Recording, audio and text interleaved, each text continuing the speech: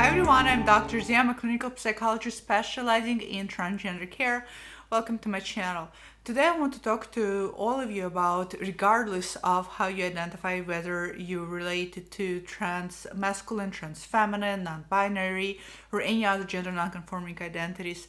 I want to talk today about a very important topic, and that is the importance of integrating the past elements of yourself into your current elements of yourself. I think this is a really important topic because a lot of times what I witness and I see is that people, when they start to transition or when they undergo a transition, they tend to give up or completely disregard parts of their old self, almost as if a split is happening, almost a little bit too rigid, I would say, almost a black and white thinking, where you just completely cut off an old part of yourself and then you start living as a more authentic, mature part of self. And in my experience, especially as a clinical psychologist, that is not a healthy way to transition. The healthy way, in my opinion, is an ease-in and an integration of the two personalities. There's definitely going to be an element of your old persona, your old expressed gender, whatever you want to call it in terms of terminology. But there's going to be an element of some aspects of your older self that you definitely will want to disregard. But then there's going to be a lot of other things that you will want to integrate, and I'll tell you today why that's essential and what that looks like. So, one of the things I think is important to acknowledge for anybody that is transitioning or planning to transition, or anybody who is realizing that they're not comfortable with their assigned gender at birth and they're really not comfortable with their gender identity right now. One of the most important things to realize is that we can't just negate a part of ourselves. So even though we're realizing that you've been putting on a costume and acting out and pretending to be something you're really not, it doesn't necessarily mean that you have to negate it through the form of destruction. Usually the form of destruction for a lot of people will look like self-harming behavior, or whereas either and it can go to a very severe self-harming behavior, but it can also look as a form of addiction, drinking a lot, eating a lot, using drugs, all other kind of destructive behaviors. And usually the aim of those behaviors is to destroy the body, is to destroy an element of an old self. And there's also this psychological hatred, in a way, if you will, that people a lot of time express. Not everybody, but a lot of people I find express, where they really hate themselves.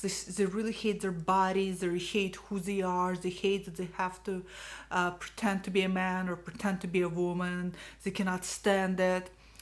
And I think that's incredibly unhealthy and problematic, because you cannot blame yourself for something that you were born with. Gender dysphoria is a medical condition. You cannot blame yourself for being born struggling with gender dysphoria, no more than I can blame myself for being diagnosed with cancer when I was a teenager. Blaming ourselves for something that's beyond our control and outside our control is very punitive. You don't need to be so punitive to yourself and to exercise such form of punishment. Trust me, the world out there is brutal as it is, with or without gender dysphoria, and will exercise punishment upon us because life in of itself is just difficult. So there's no need to be so punitive and so hard on yourself. So the first thing I think important to realize is to have compassion for yourself. This realization that you're struggling with gender dysphoria and that you've been living a life as a some people say lie, as a charade, as a acting up, fake. And while there were a lot of elements of that life that were not really your true self, there were also a lot of elements of that life that were absolutely true to yourself. Some aspects of your personality, some aspects of your character, some aspects of your temperament, some aspects of your choices. Perhaps you chose a profession that you would have chosen regardless of what gender you were presenting. Perhaps you followed passions that you love regardless of your gender presentation. Perhaps your taste palette has not changed. There's going to be a lot of things that are going to be present. And part of the compassion is to also, and this is very important, is to also recognize that as much as you want to hate yourself, or I'm trying to find the right word, guys, because fake self is not really exactly it. Acting, it's not going to be fitting for everybody.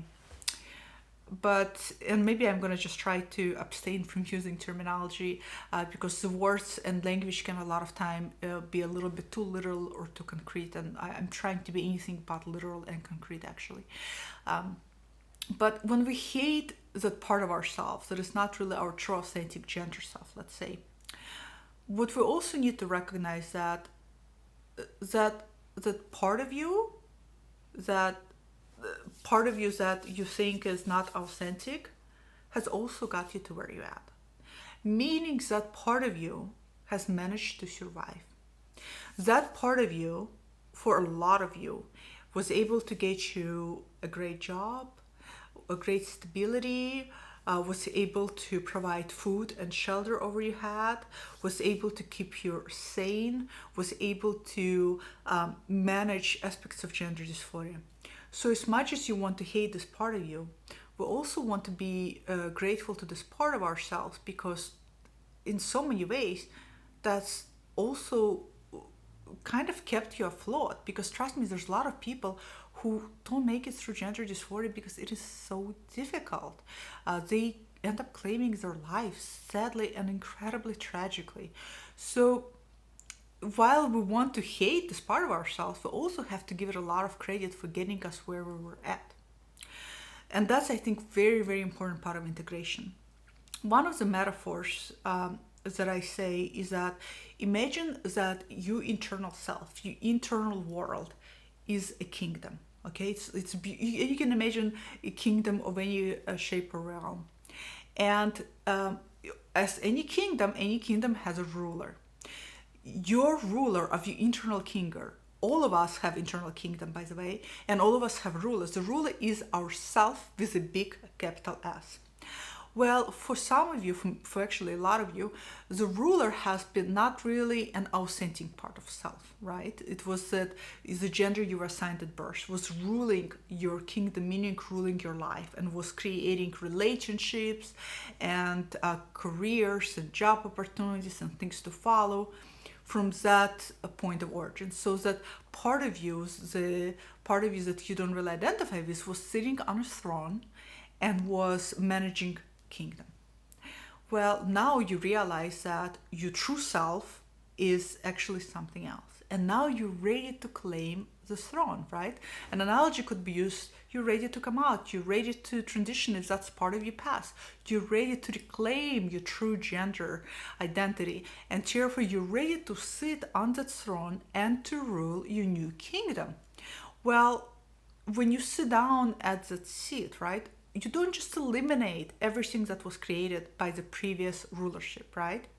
Why? Because a lot of the things are uprooted and have roots, and a lot of the things may actually still benefit you, and a lot of the things you actually also equally enjoy and love, and a lot of the things you also very much relate to. And then there's going to be a lot of other things you're going to change, just like with any kind of authority, any kind of rulership, right? When somebody else takes the seat as the throne, they change the landscape, they change elements of the landscape, but you're not going to change all of the elements of it. You're going to change some of them. This is why it's important when you sit down not to just negate and cut off the old part of yourself, and not just completely go in with a bulldozer and eliminate everything that the other self of you has created.